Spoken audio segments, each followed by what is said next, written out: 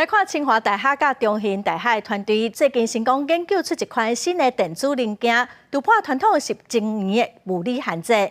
应用这款新的材料，会当来简单化半导体制程哦。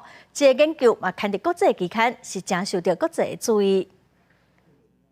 小小的圆盘顶悬拢是电子元件的细节，这是清大甲中兴大学团队开发的创新相模式二维电子元件。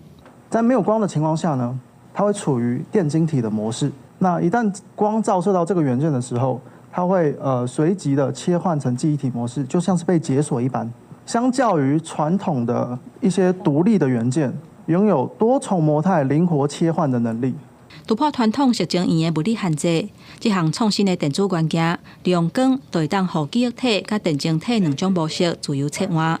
这种架构头一届互电子元件有真流列切换甲转换的能力，会当处理复杂的计算，资料嘛会当捡起来，加做半导体技术新的突破。从光的能量改成电的能量来驱动这整个元件的话，所以我们现在半导体制程可以做到2奈米，我们就可以做到2奈米。关键在于说这个2维电晶体呢，什么时候可以进入到整个细制程里面？好，那这个也是国科会跟业界一起合作努力的。相关研究刊起伫国际期刊，未来有机会互半导体制程实现制程简化，提升效能，而且应用伫咧 AI 甲 GPU 等等的领域。记者综合报道。